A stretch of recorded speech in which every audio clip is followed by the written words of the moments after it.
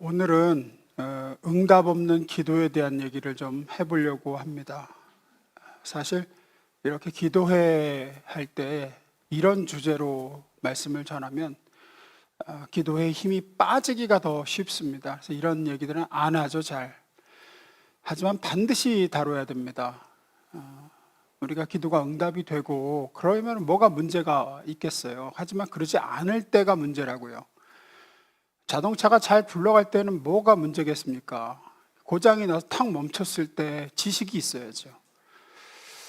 그때에 당황하지 않고 또 회의에 빠지지 않고 시험 들지 않으려면 응답 없는 기도에 대한 정리를 좀 할 필요가 있는 것 같습니다. 물론 설교하면서 중간중간에 전하긴 했지만 한번 모아서 이렇게 정리해서 전해준 적은 없는 것 같습니다. 절박하고 끈질기게 분명히 내 기도에 응답을 주실 거란 믿음으로 기도했음에도, 포기하지 않고 인내하면서 구했음에도 여전히 응답 없을 때가 있습니다. 저도 그런 경험을 많이 했습니다. 지금도 응답하지 않으시는 오랜 제 기도가 있습니다. 30년이 넘어가고 있는데 아직도 응답이 없습니다. 역사상 믿음의 거인들, 신실한 크리스천들도 이렇게 응답받지 못한 기도들이 다 있었습니다. 다들 여러분들도 있으시리라고 생각합니다. 이럴 때 우리는 어떻게 이걸 이해하고 극복할 수 있을까? 이런 응답 없는 기도는 우리의 기도의 힘을 자꾸 빠지게 만들고 기도 생활을 멈추게 하고 회의를 가져오게 하는 큰 이유 중에 하나죠. 나치 그 강제 수용소에서 혼자 살아 돌아왔던 그 코리 텐 붐이라는 여성이 있습니다. 그 신앙이 아주 많은 사람을 감동을 주고 주님께로 인도했던 분인데, 이분이 그런 얘기를 했어요. 고난의 목적을 알면 아무리 큰 고난도 견딜만해진다. 이유를 알면 훨씬 더 극복할 수 있게 된다는 얘기죠. 기도가 내가 바라는 대로 응답되지 않아 힘들고 하나님이 침묵하시는 것 같아서 고통스러운 때에 그렇게 응답하지 않으시는 이유와 목적을 알게 되면 우리는 견딜만해집니다. 모를 때 힘든 거죠. 왜 응답이 없는지. 그래서 오늘은 응답 없는 기도의 좀 4가지 경우를 성경 안에서 좀 찾아보고 살펴보려고 합니다. 우리가 원하는 응답을 받지 못할 때마다 이게 다 이 4가지에 꼭 걸린다, 그런 뜻은 아닙니다. 우리가 아예 모르는 경우도 있습니다. 하지만 대부분 그래도 이 4가지 안에서 답을 찾을 수 있지 않을까 싶어서 한번 점검을 해보고 이 말씀으로 좀 위로가 됐으면 해서 한번 나눠보려고 합니다. 4가지라서 좀 많은데요. 이럴 때는 좀 기록을 하시든지 아니면 유튜브에 나중에 올라올 때가 있을 테니까 반복해서 들으시는 걸 권해요. 대지가 2개 이상 넘어가면 앞에 거는 잊어먹습니다. 뭐라고 하긴 했는 것 같은데 이렇게 되지. 하나씩 보겠습니다. 첫 번째 읽어봅니다. 시작. 기도가 응답되지 않는 가장 중요한 이유부터 생각해 보려고 합니다. 스스로에게 물어볼 필요가 있습니다. 내가 진짜 그리스도인이 맞는가? 부담스러운 질문인 거, 꺼려지는 질문인 거는 알지만 꼭 필요한 질문입니다. 정말로 많은 사람들이, 교회 안에 몸담고 있는 많은 사람들이 하나님을 부르며 기도했는데 응답받지 못하는 큰 이유 중에 하나가, 안타깝게도 목사인 제가 보기에 상당수가 하나님 자녀가 아니에요. 이건 직분하고도 상관없고 교회 오래 다닌 거하고도 상관없습니다. 심지어 목사 중에도 있습니다. 거듭나질 못했어요. 예수를 믿은 적이 없다고요. 진짜로 믿으라고 착각할 뿐이지. 아무리 기도해도 응답이 안 되는 이유 중에 하나는 하나님 자식이 아니기 때문인 겁니다. 예수님을 믿고 모시지 않았습니다. 그저 기도는 아버지께 구하는 게 아니라 내 힘으로 할 수 없는 이 문제를 그냥 그 초월적인 누군가가 나서서 도와주길 바라는 기도지 예수 안에서 하나님을 내 아버지로 모시진 않았습니다. 많이 들어서 그냥 하나님이라고 하고 그냥 믿는다고 생각하고 기도하는 거죠. 정말로 그리스도의 십자가와 부활, 그 속에 있는 죄사함과 구원을 내가 믿고 받아들인 적은 없습니다. 진실되게 예수를 나의 주인으로 온전히 모신 바가 없다고요. 그러니 하나님의 자녀가 아닙니다. 성경의 메시지는 명확합니다. 기도 응답에 관한 하나님의 약속은 언제나 그분의 자녀들에게만 해당됩니다.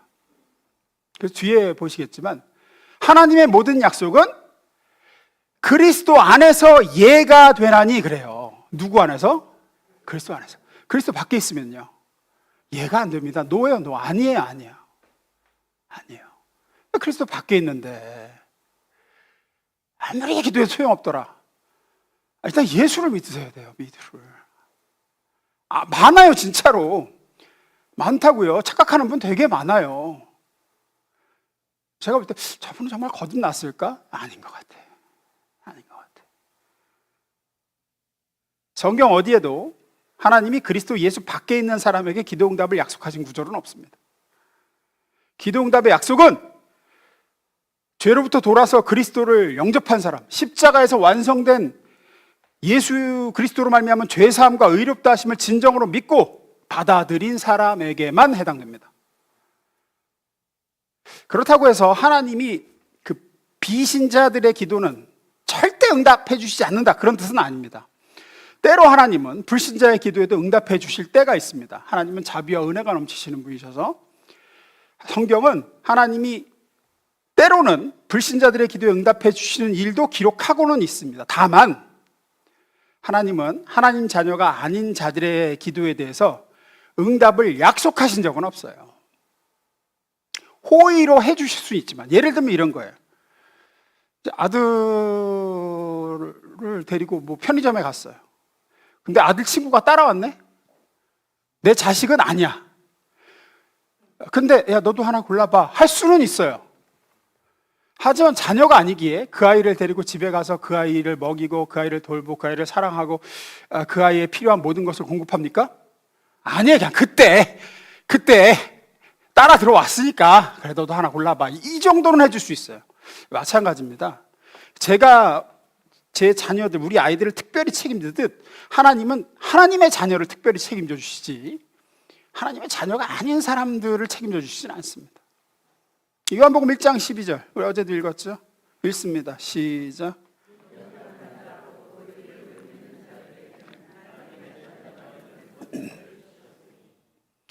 영접하는 자, 곧 그 예수 이름을 믿는 자들에게만 하나님의 자녀가 되는 권세, 아버지께 당당히 요구할 수 있는, 뻔뻔하게 모든 걸 다 달라고 해서 받을 수 있는 자격과 권리가 주어져요. 영접하지 않고 예수 이름 믿지 않는 자에게는 이 권세가 없습니다. 그래서 하나님의 아들 예수를 믿고 하나님의 자녀가 되어 그 품에 안기는 게 가장 귀한 복이고, 하나님은 이 복을 누리시길 원하는 거예요. 따라서 여러분의 기도가 응답이 되지 않는다면 1차적으로 이것부터 확인하셔야 돼요. 내가 예수 믿는 하나님의 자녀인가. 교회 출석하거나 세례받고 침례받거나 헌금 낸다고 하나님의 자녀라고 말할 수는 없습니다. 그리스도의 십자가 복음, 죄사함과 구원을 참으로 깨닫고 내가 믿어야 돼요. 이거는 영적으로 일어나는 일입니다. 그러니 혹시 이 자리에 아직 하나님의 자녀가 아닌 분 있으면 예수 믿고 하나님의 자녀가 되는 권세를 받기를 간절히 소망합니다. 두 번째입니다. 읽습니다. 시작. 성경은 우리가 옳은 자세, 바른 시각, 선한 목적으로 기도하지 않을 때 하나님은 우리 기도에 응답해 주시지 않을 수 있다고 분명히 말합니다. 대표적인 구절이 있죠. 야고보서 4장입니다. 너희가 얻지 못함은 구하지 아니하기 때문이요, 구하여도 얻지 못함은 정욕으로 쓰려고 잘못 구하기 때문이라. 야고보 사도는 성도들에게 왜 너희 삶에 응답이 가득하지 않은지 답답해하는 신자들에게 먼저 얘기하죠. 뭐 때문이라고? 첫째는 기도 안 해서 그렇다는 거예요. 일단 기도를 안 해. 네가 기도를 안 하니까 그래. 왜 못 받는지 알아? 왜 누구는 응답을 이렇게 받았다 그러고 하나님의 역사를 경험하는데 왜 너는 못 받는지 알아? 네가 기도를 안 하잖아. 사실은 이 일에 굉장히 많이 해당되죠. 기도를 안 해요. 기도를 안 해. 첫째는 기도하지 않아서. 하지만 계속해서 기도하는데 받지 못하는데 이유가 있는데, 그럴 때는 뭐냐? 정욕으로 쓰려고 잘못 구하기 때문이라 그러죠. 그럼 여기서 정욕으로 쓰려고 잘못 구한다는 뜻이 뭘까요? 단순히 어떤 욕심 채우려고 뭐 이렇게 해석할 수도 있지만 이게 더 정확한 뜻일 겁니다. 하나님 안에서 찾아야 하는 만족을, 하나님만이 주실 수 있는 것들을 다른 것에서 얻겠다고 요구하는 걸 얘기합니다. 이게 정욕으로 쓰려고 잘못 구하는 거예요. 즉 하나님 대용품을 구하는 겁니다. 이거는 하나님만 주실 수 있고 하나님 안에서만 찾아야 되는 건데, 그걸 다른 데서 찾겠다고 그거 달라 그러는 거예요.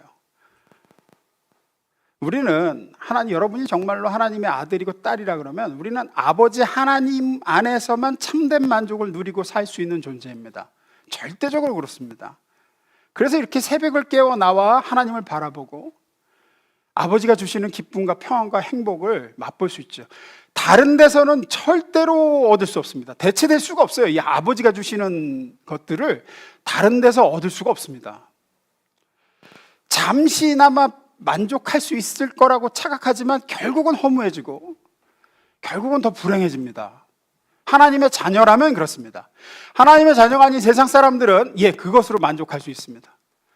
그냥 거기서 생의 기쁨을 누리고 그냥 마냥 좋을 수 있습니다. 하지만 하나님의 자녀는 그렇지 않습니다. 더 불행해집니다. 그래서 하나님은 자기 자녀가 허무해지고 불행해지는 걸 바라지 않으시기 때문에 우리가 하나님 밖에서 자꾸 하나님이 주실 수 있는 걸 달라고 구해봤자 안 주십니다. 하나님 대용품은 아무리 간절히 구해도 하나님은 거절하세요.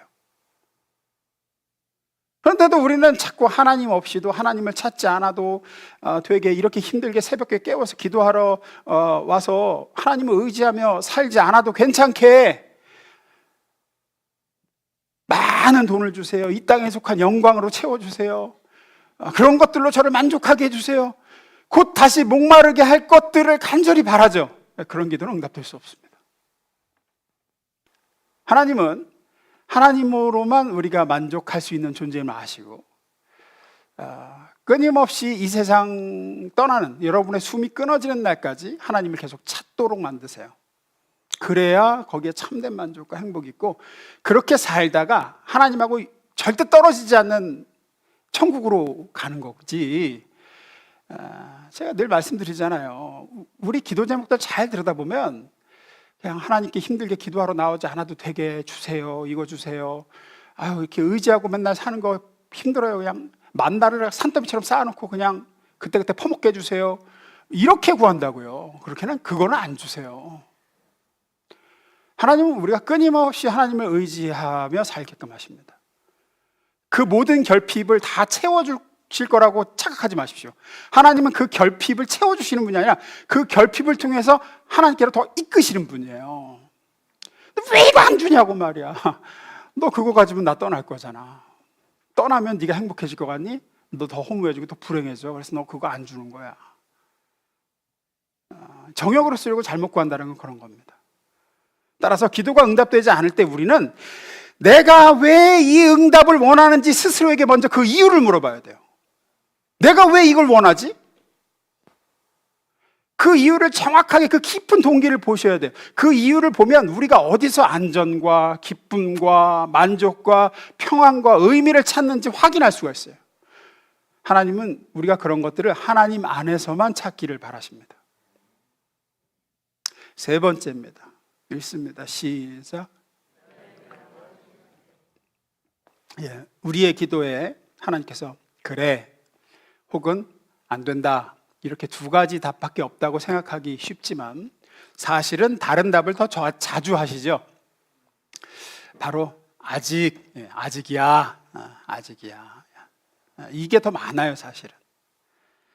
물론 하나님의 모든 약속은 말씀드린 대로 그리스도 안에서 다 이해가 됩니다. 하지만 그 중에는 오래 기다려야 하는 것들도 있습니다. 몇 달 혹은 몇 년, 심지어 마지막 부활의 날까지 기다려야 성취를 보는 약속들도 있습니다. 계시록 8장 3절에서 5절 보면 이런 묘사가 되어 있죠. 제가 읽습니다. 또 다른 천사가 와서 제단 곁에 서서 금 향로를 가지고 많은 향을 받았으니 이는 모든 성도의 기도와 합하여 보좌 앞 금제단에 드리고자 함이라. 향연이 성도의 기도와 함께 천사의 손으로부터 하나님 앞으로 올라가는지라. 천사가 향로를 가지고 제단에 불을 담아다가 땅에 쏟음에 우레와 음성과 번개와 지진이 나더라. 요한계시록에 보면 지금 환상 가운데서 사도 요한은 하나님의 보좌 앞에 향로들이 있는 걸 봅니다. 그런 이 향로들이 모든 하나님의 백성의 기도를 의미한다고 말합니다. 한 천사가 이 향로를 하나님께로 올렸다가 다시 받아서 땅에 붓기 시작합니다. 그러자 이 땅에서 막 역사들이 일어나요. 이 향로에 담긴 모든 기도는 하나님의 자녀들이 이렇게 해석할 수도 있습니다. 예수님이 승천하신 이래로 수천 년 동안 기도를 드렸지만 응답이 보류되었던 방대한 양의 기도들이에요.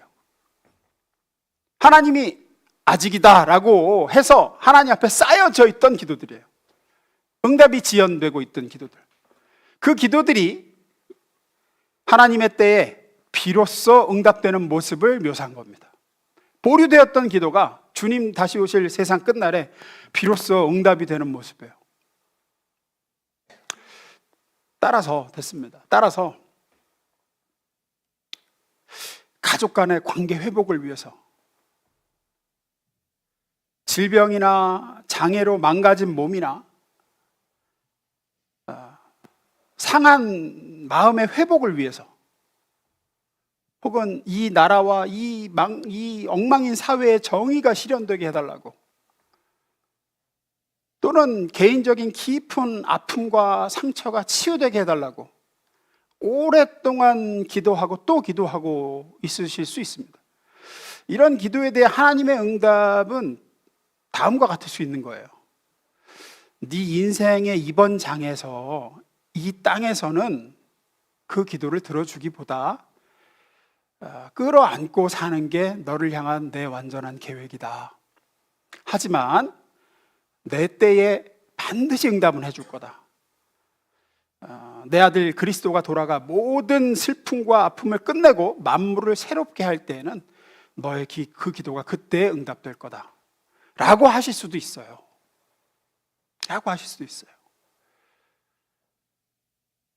요한계시록의 비유적인 표현으로 보자면 하나님은 그때까지 모든 기도를 향로에 넣어두신 거예요. 그리고 하나님의 때 우리가 상상조차 할 수 없는 방식으로 응답해 주겠다는 거예요.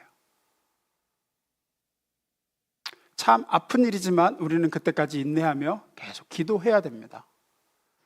고린도후서 1장 20절 봅니다. 읽습니다. 우리 아까 읽었죠? 시작.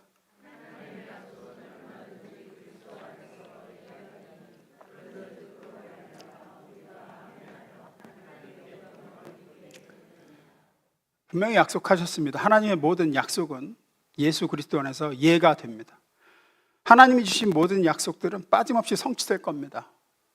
내가 너에게 복되게 하리라. 내가 너를 건강하게 해주겠다. 내가 너를 참으로 부유하게 할 것이고 내가 네 눈에서 모든 눈물을 씻겨줄 것이다. 하지만 이 모든 약속은 당장 혹은 내가 원하는 때에 주시는 예가 아닐 수 있습니다. 오랜 간절한 기도에도 불구하고 우리가 인생이라고 부르는 이 땅에서의 삶, 이 짧은 눈물 골짜기를 지나는 동안에는 이 약속의 성취가 보류될 수 있어요. 하지만 하나님의 영원한 나라에서는 전부 다 이루어질 겁니다. 어떤 면에서 지금 여러분이 이 땅에서 응답받는 기도들은 우리 주님과 함께 영원히 회복될 천국에서의 삶에 대한 맛보기예요. 우리가 기도에 응답될 때 너무 기쁘죠. 하지만 천국에서는 모든 게 응답될 겁니다. 그리고 모든 의문이 풀리죠. 그리고 그 기쁨은 영원하고 완전할 겁니다. 그러니 여러분의 기도에 하나님이 아직 보류 중이다 라고 하는 그 기도들에 대해서 낙심하지 마시고, 우리 찬양 가사처럼 주의 뜻 이루어지는 날까지 믿음 더욱 굳세라, 이 믿음 굳세게 가지시고 약속의 성취의 때를, 그때가 혹 주님 앞에서는 그날에 성취된다 할지라도 낙심치 마시고 기도하며 가시기를 축원합니다. 마지막 네 번째입니다. 읽습니다. 시작. 제일 많은 경우 중에 하나일 거라고 생각합니다. 우리의 기도가 하나님이 우리 안에서 이루시길 원하시는 완전하시고 선하신 계획과 우리의 간구가 일치하지 않아서 기도에 응답하지 않으실 수 있습니다. 우리가 알다시피 우리의 계획보다 하나님의 계획이 언제나 더 낫습니다. 더 좋습니다. 이걸 인정하기는 쉬워요, 머리로. 그렇지, 하나님의 계획이 내 계획보다, 하나님의 뜻이 내 뜻보다 더 완전하시고 좋지, 더 낫지 언제나. 하지만 실제로 받아들이는 건 쉽지 않아요. 왜냐하면 내 생각에는, 내 눈에는 내 계획과 내 요청이 지극히 옳아 보이고 합당해 보이고 좋아 보이기 때문이에요. 여기서 제가 말씀드린 건 앞서 얘기한 대로 정욕으로 쓰려고 잘못 구하는 것들을 얘기하는 게 아닙니다. 하나님의 뜻이 아닌 줄 알면서도 구하는 그런 것들을 말하는 게 아니에요. 예를 들어서 회사에서 공금을 횡령하는데 들키지 않게 해주세요, 들키지 않게 해주세요, 이런 걸 얘기하는 게 아니에요. 내가 미워하는 인간 망하게 해주세요, 망하게 해주세요, 이런 기도를 말하는 게 아니라고요. 누가 봐도, 여기서 말씀드린 건 누가 봐도 합당한 기도예요.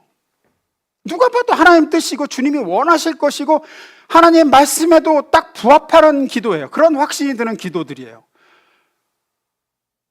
아파하는 사람을 도와달라는 기도, 재정적인 안정을 위한 기도, 관계 회복을 위한 기도, 믿지 않는 누군가를 구원해달라는 기도 같은 것들이에요. 이건 누가 봐도 하나님 뜻이잖아요. 근데 여기에 하나님이 답변을 안 하시고 응답을 안 하시는 걸 얘기해요. 우리가 명심할 것은 다 알다시피 하나님은 능력뿐만이 아니라 지혜도 우리보다 비교하실 수 없을 만큼 높으신 분이라는 사실이죠. 성경은 이렇게 얘기합니다. 이사야서 55장 8절 9절입니다. 이는 내 생각이 너희 생각과 다르며 내 길은 너희의 길과 다름이니라. 여호와의 말씀이니라. 이는 하늘이 땅보다 높음 같이 내 길은 너희 길보다 높으며 내 생각은 너희 생각보다 높음이니라. 그래서 거절하신다는 겁니다. 하나님은 더 높으신 뜻과 계획이 있어요. 우리 소견에는 이게 옳아 보이지만 하나님은 그보다 몇 수 앞을 보신다는 거죠. 저는 아이들을 키우면서 우리 애들의 요청을 수없이 거절해 왔습니다. 수없이. 애들을 사랑하지 않아서가 아니라 오히려 사랑해서. 어릴 때의 요청일수록 더 많이 거절당했던 것 같아요, 아이들은. 어린 나이에 오랫동안 스마트폰을 보는 것이 자신에게 얼마나 해로운지 애들은 이해할 수 없습니다. 하지만 저는 이해합니다. 알고 있습니다. 그래서 아빠 스마트폰 좀 하게 해줘. 그러면 안 돼 라고 하죠. 그 전기 콘센트 구멍에 쏙 들어가는 젓가락을 거기에 넣는 것이 왜 위험한지, 그렇게 젓가락을 꽂으면 무슨 일이 벌어질지 애들은 전혀 모르지만 저는 알고 있기에 안 된다고 합니다. 무엇이 최선인지에 대한 막내인 중학생 딸과 저의 이해, 걔가 생각하는 최선과 내가 생각하는 최선, 그리고 제가 생각하는 최선과 하나님이 생각하는 최선 중 어느 쪽의 격차가 더 클까요? 당연히 하나님의 최선과 제가 생각하는 최선의 격차가 훨씬 큽니다. 같은 인간임에도 중학생 아이의 최선과 어른인 저의 최선이 이렇게 큰데 피조물인 우리 인간과 하나님이 생각하시는 최선의 격차는 어마어마하게 존재합니다. 그래서 하나님은 때로 우리의 기도를 원하는 대로 들어주시지 않을 수밖에 없으세요. 팀 켈러라는 그 위대한 이 시대가 하나님이 크게 들어쓰시는 목사님이 쓴 기도라는 책에 보면 이런 구절이 있어요. 우리가 하나님이 알고 계신 것을 우리도 전부 다 알고 있다 그러면 우리가 요청하는 기도를 다 들어주실 것이다. 왜 안 되느냐? 하나님은 아시는데 우리가 모르는 게 너무 많기 때문에. 우리는 모르죠. 지금 구하는 게 어떤 결과로 열매 맺을지 우리는 몰라요. 지금은 좋아 보이죠. 예를 들어서 하나님 우리 딸, 우리 아들 이 대학에 꼭 입학시켜 주세요. 근데 그 대학 지금으로서는 그게 최선인 것 같죠. 하지만 10년 후, 20년 후에 그 선택이 어떤 결과를 초래할지 우리가 압니까? 모릅니까? 몰라요. 하나님은 아시죠. 그래서 노하실 수도 있어요. 아이고 왜 자꾸 이거 안 되는 거야? 하지만 몰라요. 그 계약이 꼭 성사되게 해주세요. 이 집 꼭 사게 해주세요. 그 회사 우리한테 꼭 합격하게 해주세요. 지금으로서는 최선 같아 보이지만 하나님의 최선으로 볼 때는 격차가 있는 거 아니라고 보실 수 있는 거죠. 그래서 하나님의 뜻에 부합한다고 생각되고 하나님 말씀에도 합당하다고 여기는 기도가 응답되지 않을 때 우리가 어떻게 해야 되냐면 그냥 하나님을 믿어야 돼요. 그냥 믿어야 돼요. 땅이 하늘에서 높은 같이 하나님의 생각은 내 생각보다 높으시니까 이 합당한 기도에 노하실 때는 하나님의 최선이 있다. 나는 이게 최선인 것 같지만 로마서 11장 33절 34절 봅니다. 읽어보겠습니다. 시작.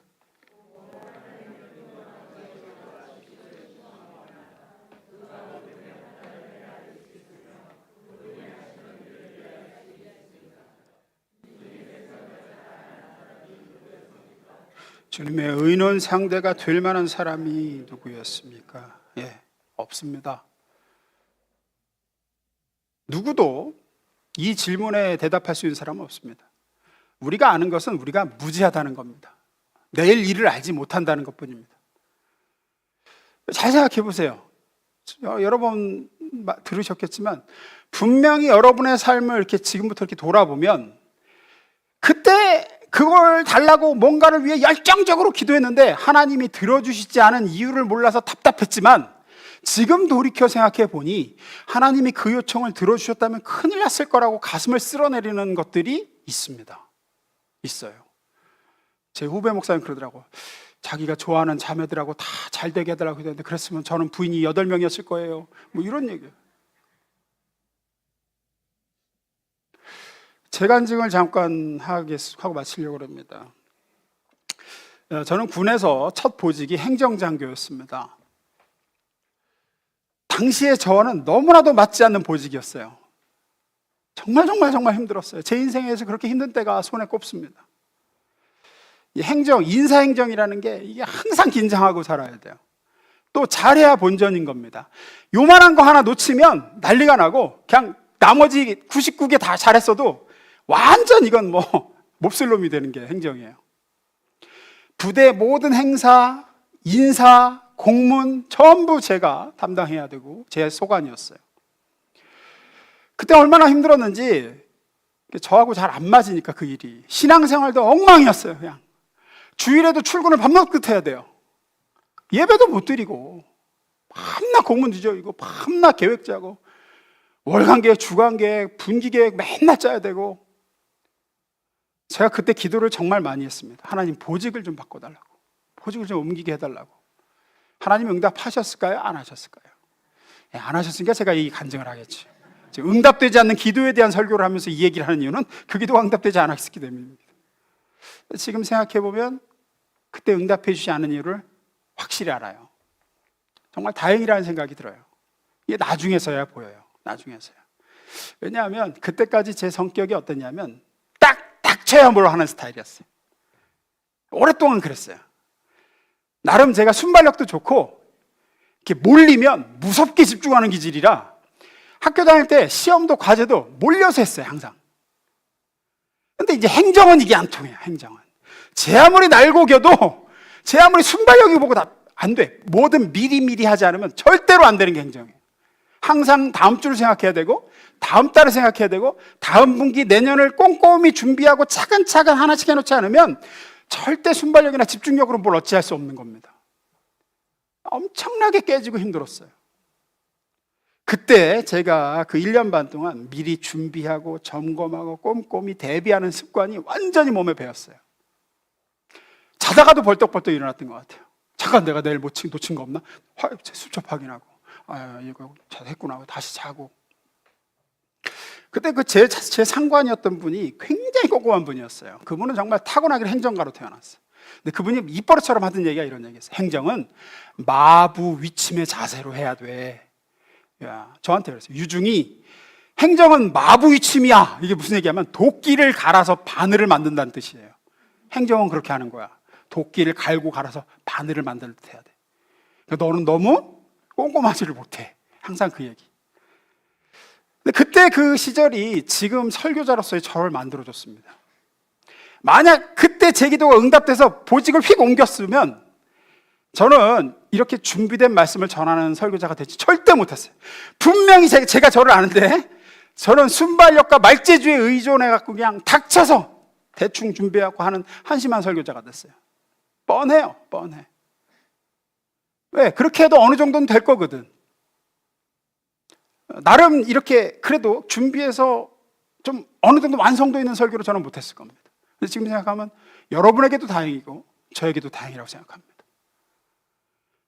예수님은 자식을 사랑하는 아버지가 자식이 생선을 달라 하는데 생선 대신 뱀을 주며 계란을 달라고 하는데 전갈을 주겠느냐라고 말씀하셨죠. 너희가 악할지라도 제 자식에겐 좋은 것으로 줄 알거든. 하물며 아버지께서 너에게 좋은 것을 주지 않겠느냐. 이 예수님의 말씀을 반대로 생각해도 마찬가지입니다. 좋은 부모가 생선을 달라는 자식에게 뱀을 주지 않는 것처럼 뱀을 생선으로 착각해서 달라고 하는 자식에게 뱀을 줄 부모는 없습니다. 야, 그거 뱀이야. 네 눈에는 그게 생선으로 보이지. 우리에게 생선으로 보이는 것이 실제로 나중에 보면 뱀인 경우가 있어요. 우린 모르죠.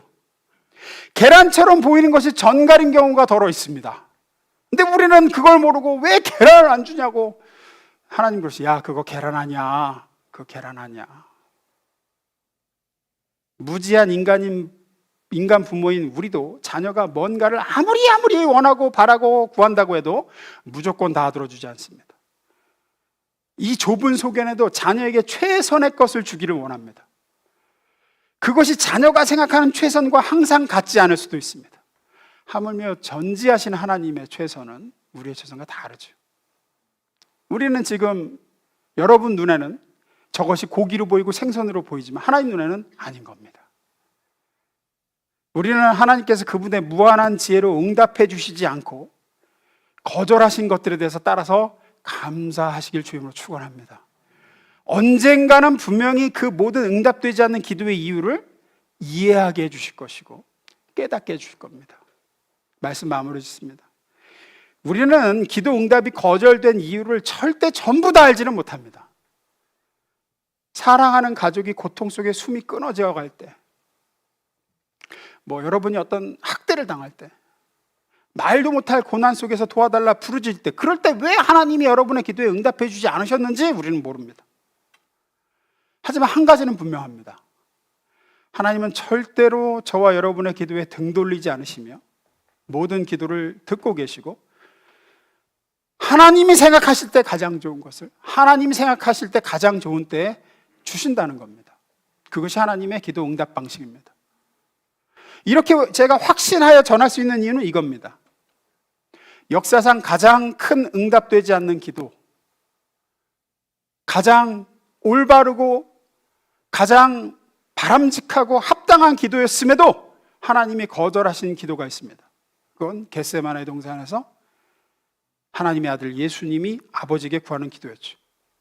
예수님은 내 사랑하는 아들이요 내 기뻐하는 자가 되신 분이었습니다. 하나님이 그분이 직접 하신 기도예요. 하나님의 사랑하는 아들이요 하나님의 기뻐하는 자로서 기도하셨어요. 예수님은 십자가에 돌아가시기 전날 밤 3번이나 기도하셨죠. 아버지요, 만일 아버지의 뜻이거든 이 잔을 내게서 옮기시옵소서. 3번 모두 돌아온 것은 하나님의 침묵이었습니다. 하나님은 아무 말 안 하셨어요. 예수님이 뭔가를 기도할 때마다 하나님은 응답을 하셨습니다. 그 전 복음서에 보면 위로부터 음성이 있어 이르되, 근데 그때는 아무런 음성도 없었어요. 고난의 잔은 옮겨지지 않았고 하나님의 계획은 변경되지 않았습니다. 아들이 부를 때마다 늘 친밀하게 다가오셨던 하나님 아버지께서 사랑하는 아들이 가장 필요한 순간에 하나님은 고개를 돌리셨습니다. 등을 돌리셨어요. 외면하셨습니다. 왜 그러셨을까요? 하나님은 우리에게 그렇게 하시지 않기 위해 자기 아들 예수님에게 그렇게 하신 겁니다. 성경은 분명히 얘기합니다. 십자가에서 하나님은 죄를 알지도 못하신 이를 우리를 대신하여 죄로 삼으신 것은 우리로 하여금 그 안에서 하나님의 의가 되게 하려 하심이라. 십자가는 하나님이 내게 등 돌릴 수밖에 없는 모든 이유를 예수님에게로 전가하신 사건이에요. 하나님은 우리에게 등 돌려야 마땅한 분입니다. 우리는 죄인이고 하나님은 의로우세요. 우리의 기도에 하나님은 다 거절하셔야 맞습니다. 하지만 그렇게 하지 않으신 이유는 자기 아들에게 모든 그 이유를, 우리에게 등 돌려야 할 이유를 다 전가시켜서 아들에게 등을 돌려 버리셨어요. 그래서 우리에겐 등을 돌리시지 않습니다. 따라서 우리는 응답되지 않는 기도에 관해서 왜 그럴까라고 고민은 할 수 있어도 나를 향하신 하나님의 사랑에 대해서, 나를 향하신 하나님의 그 마음에 관해서 고민할 필요는 없습니다. 하나님이 나를 대신하여 십자가에 달리신 예수께 등을 돌리셨습니다. 하나님은 내게서 등을 돌리지 않기 위해 내 죄를 예수님의 어깨에 지우셨습니다. 그래서 우리는 자기 아들을 아끼지 아니하시고 모든 사람을 위해서 내주신 이가 어찌 그 아들과 함께 모든 것을 우리에게 주지 아니하시겠느냐라고 확신할 수 있는 거예요. 응답이 거절될 때에도 이 확신은 흔들리지 않을 수 있는 겁니다. 하나님이 자기의 가장 소중한 아들을 나를 위해서 내주셨는데, 내게 등 돌리지 않기 위해서 그 아들에게 등을 돌리셨는데 지금 내 기도에 등을 돌리시겠는가? 등 돌리신 게 아니다. 이거는 더 좋은 걸로 주시려고 보류하셨든지 더 좋은 걸 예비하셨을 수도 있어도 등 돌리신 건 아니다. 여러분의 기도가 지금 응답되지 않는 이유가 뭐를 의미하는지 확실히 제가 다 설명해 줄 수는 없습니다. 하지만 여러분이 하나님의 자녀라 그러면 그렇게 응답되지 않는 것이 하나님이 우리 기도를 듣지 않으셨다는 뜻도 아니고 너는 그런 걸 구할 자격이 없어 라고 외면하셨다는 뜻도 아님을 확실하게 자신 있게 말씀드릴 수 있습니다. 십자가는 하나님이 우리의 간구를 듣고 계심을 보여줍니다. 십자가는 하나님이 결코 우리에게 등 돌리지 않으시는 분임을 보여줍니다. 십자가는 반드시 하나님이 가장 좋은 때 가장 좋은 방법으로 우리의 기도에 응답해 주실 것임을 보여주는 게 십자가입니다. 어떤 응답되지 않는 기도로 마음이 여러분 힘드시지라 할지라도 이 진리가 저와 여러분을 단단히 붙잡아주는 영혼의 닻이 되어주실 수 있기를 주의 이름으로 축원합니다. 기도하겠습니다.